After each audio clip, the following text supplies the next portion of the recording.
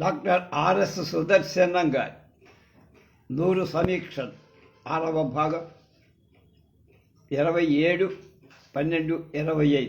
మాలతీ చందూర్ గారి జయ లక్ష్మి నవల.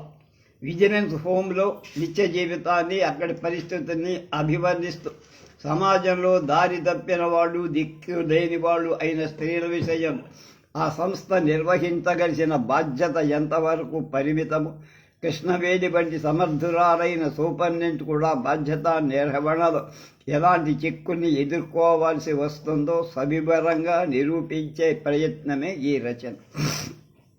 స్త్రీ సంక్షేమ సంస్థలోని అవకతవకల్ని, దురన్యాయాన్ని కొందరు స్వార్థపరుల చేతుల్లో చిక్కి ఎలా వేశ్యాగృహాలుగా మారుతున్నాయో ఆ దుస్థితిని కేవలం ఖండనాత్మకమైన విమర్శగా, చిత్తడగా చూసిన రచనలు ఎన్నో. కానీ నిర్మాణాత్మకంగా ఒక స్త్రీ సంక్షేమ సంస్థ చెయ్యగలిగిన మంచిని గురించి తెలియజేస్తూ వాస్తవిక దృష్టితో ఔపదేశికంగా వ్రాయబడిన రచన కావటం ఈ నవల విశిష్టత.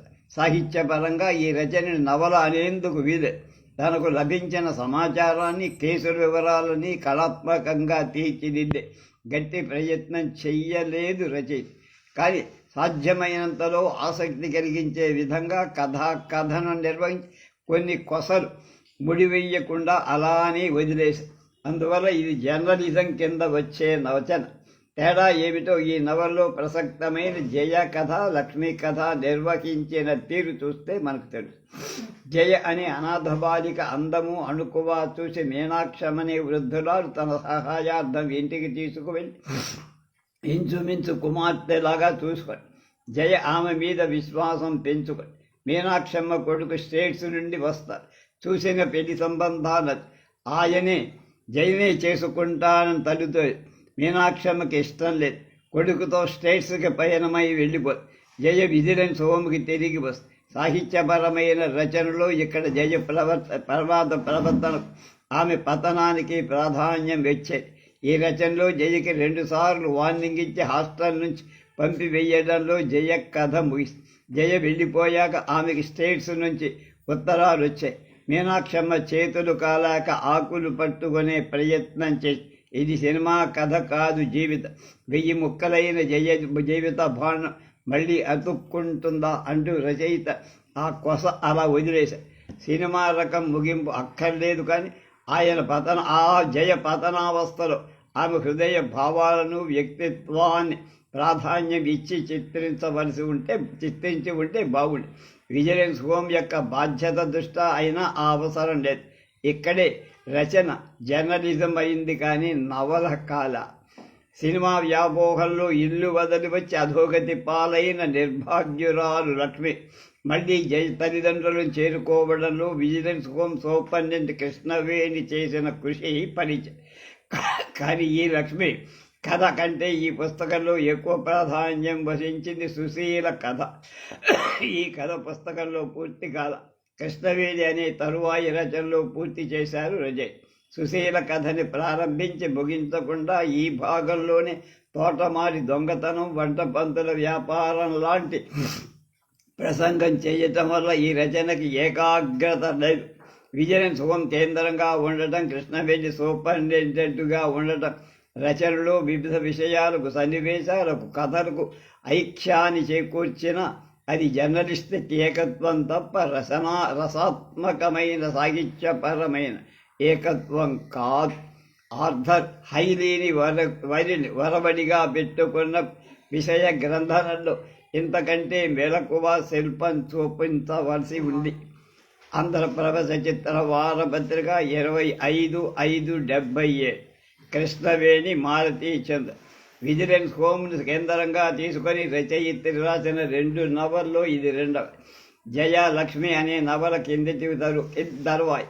అలా ఎక్కడా చెప్పకుండా ఒక విధంగా పోతే 2 నవల్లోనూ కృష్ణవేణి హోమ్ సూపరింటెండెంట్ అయినప్పటికీ రచనలోని రసాత్మకమైన కేంద్రం కృష్ణవేణి కాలేకపోయి.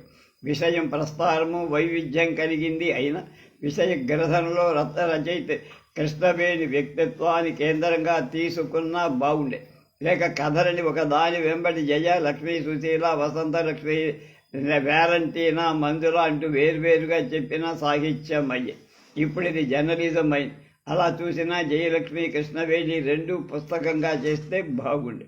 ఈ కృష్ణవేణి అనే రెండో భాగంలో సుశీల కథకు ముగింపు మాత్రమే. సుశీల కథలోని కారుణ్యం, మాతృత్వం, లోతులు ఎంతో హృదయ దగ్నంగా ఈ కథ రెండు పుస్తకాలలో అటో భాగం ఇటో భాగం విడిపోవటమే కాక మధ్య మధ్య ఇతర కథలు రావటంలో కూడా ఇది సహజ చైవ్రతని రసోద్వేగాన్ని కోల్పోయి. వసంతలక్ష్మి, వేలంటీనా కథలు విజయన్ సుగమికి సంబంధం కావు. కృష్ణవేణి వ్యక్తిగతంగా ఏర్పడిన పరిచయం. ఈ ఉదంతాలు ఆసక్తికరమైనవే కానీ కృష్ణవేణి వ్యక్తిత్వానికి ఏ విధంగా పోషకాలు కావు. రచయిత తనకు ఆసక్తి కలిగించే విషయాన్ని ఏదో విధంగా కవిల కట్టెలో కూర్చినట్లుగా కనిపిస్తున్నాయే తప్ప రచనలో సహేతుకమైన సమర్థమైన స్థానాన్ని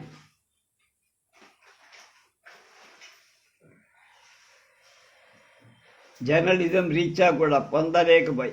వ్యాలంటీనా విజిలెన్స్ హోంలోని ఒక పసిపాపని పెంచుకుంటానని కోరిక వెలువెత్తడం ఒక్కటే సందర్భ శుద్ధి కలిగిస్తాం. ఈ రచనలో ఎదురయ్యే పాత్రలు ఎన్నో సజీవమైన ఆసక్తి కలిగించేవి. వేలాయుధం, షణ్ముఖం, వంటబంతులు, గీత, సీతం, ఆరోగ్యం వీరందరూ కళ్లకు కట్టేలా చిత్రించబడ్డ పాత్ర చిత్రంలో శిల్పం లేకపోతే అది సాధ్యం కాదు. విషయ సేకరణలో సమగ్రత, పాత్ర చిత్రణలో నేర్పు, నిశితంగా ఆలోచించే సామర్థ్యం, మానవతా దృక్పథం అన్నీ ఉండి కూడా విషయ గ్రథనంలో లోపం వల్ల రచన ఒక ఆకృతిని పొందలేక సాహిత్య ప్రతిపత్తికి నోచుకోలేకపోయినందుకు విచారిస్తారు. ఇది కానీ ఇది తప్పక చదవాల్సినటువంటిదే. స్త్రీల సమస్యల గురించి, స్త్రీ మనస్తత్వాన్ని గురించి ఎన్ని గ్రంథాలు చదివినా లభించని అవగాహన, సంస్కారం ఈ రచన ప్రసాదిస్తుంది. ఉదాహరణకు ఈ రచనలో ఒక డాక్టర్ అంటుంది, ఆడవాళ్లలో శీలం గురించి ఎంతటి గిల్టీ కాన్షియస్ ఉంటుందో వాళ్ళకే అర్థం కాదు. చదువు, ధనం, నాగరికత వీటిని మించిపోదు. ఒకానొక పవిత్ర భావం ఆడవాళ్ల జీవితాన్ని పాలిస్తూ ఉంది. ఈ పవిత్రత వల్ల తలక్రిందులైన చట్టం, న్యాయం, సమాజం అవి ఎంత కాపాడ ప్రయత్నించిన ప్రయోజనం ఉండదు. ఈ గిల్ట్ కాంప్లెక్స్ని జయించిన ఆడవాడు నాకింకా తటస్థపడలే. విజిలెన్స్ హోమ్ ఎదుర్కొనే సమస్యలకు కీలకమైన జీవిత సత్యం ఇది. దాని విస్తృత రూపమే ఈ రచన. ఆంధ్రప్రభ వారపత్రిక 25/5/77. సంఘర్షణ త్వరగా జానకీరాణి. నేటి కుటుంబ వ్యవస్థలో, సామాజిక పరిస్థితుల్లో స్త్రీ ప్రతిపత్తిని గురించి, స్త్రీకి జరుగుతున్న అన్యాయాన్ని గురించి విరివిగా వస్తున్న కథలు, నవలలు చిత్రిస్తున్న ఇతివృత్తమే ఇది. అయినా కథ చెప్పడంలో, పాత్రలను తీర్చిదిద్దడంలో విశిష్టమైన సౌకుమార్యాన్ని, నిజాయితీని, నిగ్రహాన్ని అభివ్యక్తం చేస్తున్న ఈ రచన ఒక ప్రత్యేకంగా ఎన్నిదగిన కట్నం ఇవ్వలేకపోవడం, రెండో పెళ్లి వరుణ్ణి చేసుకోవడం, స్వతంత్రంగా జీవించేందుకు తగిన చదువు, ప్రపంచ జ్ఞానం లేకపోవడం ఈ పరిస్థితుల మీదే ఆధారపడలేదు. ఇందులోని లలిత విషాదగాథ, లలిత అన్నయ్య కృష్ణమూర్తి స్వార్థం, ఆమె వలచిన భావ మల్లికార్జునం మనస్వి అయిన నెల తెంపరి కాకపోవడం, పెళ్లి చేసుకున్న మాధవరావుతో విషయ లౌల్యము, పిరికితనం తాలూకు క్రూరత్వం కలిగి గిలసబారి తయారైన ప్రవృత్తి, ఆమెతో స్నేహం కలిపిన వసంతరావు నయవంచన ఇవన్నీ కూడా లలితకు పతితను చెయ్యడానికి జారుడు మెట్లే అయ్యా. అన్నింటికీ మించి కీలకమైంది లలితలో మనోదార్ఢ్యం లేకపోవడం. ఒకసారి దగాపడి స్వతంత్ర ప్రవృత్తి కోసం చదువు సాగిస్తున్న వసంతరావు వలలో పడటం అది ఆమె బలహీనత తప్ప అనుభవ శూన్యంగా, అమాయకత్వంగా దాన్ని అమలు అనుకోవడానికి వీల్లేదు. ఇలా అనడం వసంతరావుని క్షమించడం కూడా కాదు. వసంతరావు పాచిక అనుభవం లేని ఏ కాలేజీ అమ్మాల మీద అని పరిచయ్యతో కానీ దెబ్బతిన్న లలిత అన్నయ్య ఆశ్రయంలో ఉంటూనే వసంతరావు మాయలో పడ్డం అది లలిత స్వయంకృతంగానే మనకు అనిపిస్తుంది. స్త్రీని లతగా కవులు వర్ణించారు. లతకి ఆధారం కావు. ఈ రకం సిద్ధాంతాన్ని అంగీకరించని ఆధునిక స్త్రీ స్వయం ప్రతిబద్ధి కోరుతున్న నేటి స్త్రీ లలిత కంటే ఎక్కువ మనోధైర్య లక్ష్య శుద్ధి పెంపొందించుకోవాల్సిన అవసరం ఎంతైనా ఉన్నదని ఈ నవల ధ్వనింప చేస్తా. లేకపోతే ఆమెకు భవిష్యత్ నవల అందమంతా సన్నివేశ వర్ణనలు. వ్యక్తులు వచ్చంగా ప్రకటించే దానికంటే వాళ్ళు మౌనంగా ఉండటంలో ధ్వనించే భావాన్ని సున్నితంగా సూచించడం రచయిత్రి పోయిన పోకడలు మెచ్చుకోదగినది. ఇంటి నుంచి పారిపోయి భంగపడి తిరిగి వచ్చిన సుందరి బెరుగ్గా గదిలో నక్కి కూట. ఆమెను చూసి లోపలికి వెళ్ళిన తల్లి పార్వతమ్మ ప్రవర్తనలో, ఆమె తడబాటులో రచయిత్రి ధనింపచేసిన మనశ్చిత్తన మెచ్చుకోదగిన ఉత్తమ స్థాయి రచన. ఇది కేవలం ఒక ఉదాహరణ మాత్రం. మాధవరావు మనస్తత్వ చిత్రణ పరిశీలిస్తే ఒక ప్రౌఢ రచన. మాధవరావు పిరికితనం అతను భార్య భర్త చూపే అనుమానంలో, క్రూరత్వంలో, పశుత్వంలో కనిపిస్తుంది. పిరికివాడు కాబట్టే మేనలుడు రంగారావుని ఏమీ అనలేడు. సుబ్బలక్ష్మి కృష్ణమూర్తి పాత్రలలోని స్వార్థం ఎంతో సహజంగా దోషంగా లలిత పట్ల బాధ్యత నిర్వహించాల్సిన రీతిలో ఏ సమయంలో చెయ్యాల్సింది ఆ సమయంలో వాడు చెయ్యలేదనే తప్ప అంతకంటే వాళ్లలో దోష నిరూపణ చెయ్యటానికి వీల్లేని విధంగా వాళ్ళ ప్రవర్తన చిత్రించడంలో వాస్తవికత మహాసన్నిహితమైన కళాభిజ్ఞతగా రూపడి అలా పాత్రని మలచడంలోనే కాదు, మనోభావాన్ని వర్ణించడం రచయిత్రి అందమైన పోకడలు పోయారు. లలిత రెండో పెళ్లివాడైన విషయలోలుడైన మాధవరాని చేసుకొని ఆమె మనస్థితిని వర్ణించినది. మల్లె పువ్వు లాంటి సుకుమారి కాదు లలిత, కానీ ఆమె వయస్సు ఎలాంటిది? మెల్లగా పందిరిని పాకబోతున్న మాలతి తీవలాంటి. కోరికల కంటే పులకరింతలు, మత్తెక్కించే ఆవేశం ఎర్రగదు. విద్యుత్తు తాకినట్టు జల్లుమనిపించే అనుభూతులే తెలుసు. మాధవరావు వెరటువ మూటువాడని కానీ, సున్నితత్వం తెలియలేడని కానీ అనుకోవడం లేదా. భర్త అనేవాడు అంతే కాబోలు అనుకోడు. కానీ అతని కళ్ళలో పొరలుగా మండే కాంక్ష ఎర్రని కణికలు వెలుగుతూ ఉంటుంది. అంతేకాని రెప్పల కొసల నుంచో కంటి చివర్లో నుంచో గురి చూసినప్పటి లాయం చేసే వలపు చూపులేమిటో ఆమె ఎరగని కూడా స్థితి కూడా ఆమె. దాంపత్య జీవితంలో ధాన్యం, వంట, పార్పు, పెట్టుబడులు వీటన్నిటికీ ప్రధాన స్థానం ఉందని తెలుసు. అవి లేనప్పుడు అవి కొండ చిలవల కాచుకొని ఉన్నట్లు కనపడే మాధవ. ఇలాంటి చోట విశ్వనాథ వారి ఏకవీర రచన జ్ఞాపకం వస్తుంది. రచయితనికి గల జీవితాన్ని గురించిన అవగాహన, వ్యక్తులను గురించిన పరేంగిత జ్ఞానం రచనలో ప్రతిఫలించింది. నవలకు విశిష్టతను చేకూర్చాయి. ఆంధ్రప్రభ సచిత్ర వారపత్రిక 8/9/76. ఉన్నవ విజయలక్ష్మి రాసిన ఆశలు, అనుభవ. ఒక చక్కని కుటుంబ గాథ.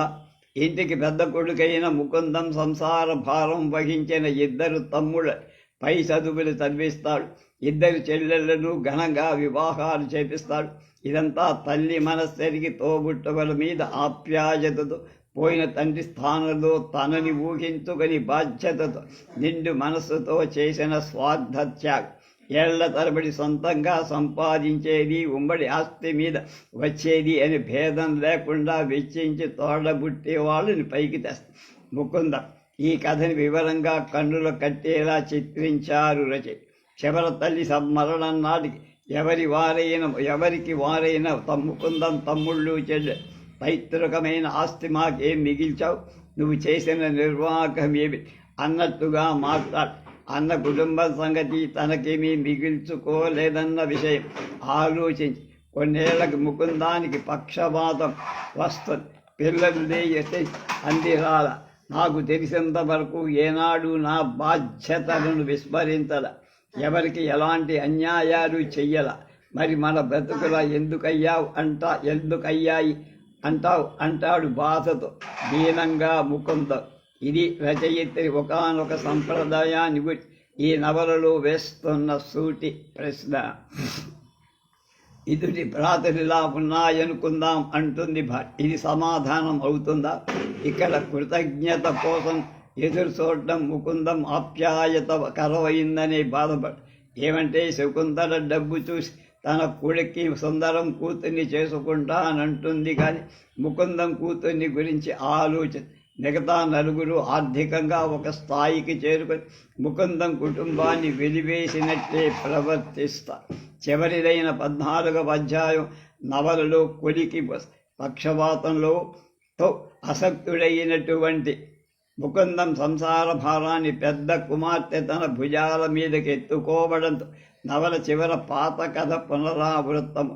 భగవాన్ మా దురదృష్టమే మా బిడ్డలకు పట్టనివ్వకు అనుకుంటాడు.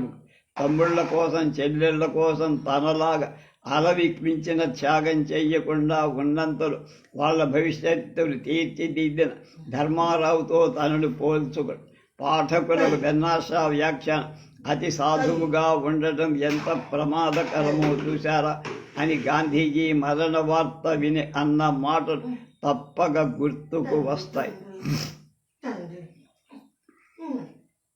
మంచి రచన. ఆంధ్రప్రభ వారపత్రికలు 24/9/75లో ఈ రచన ప్రచురింపబడింది. మిగతా విషయాలు రేపు దైవమిచ్చిన భర్త ఉన్నవ విజయలక్ష్మి గారి నవల గురించి రేపు తెలుసుకుందాం.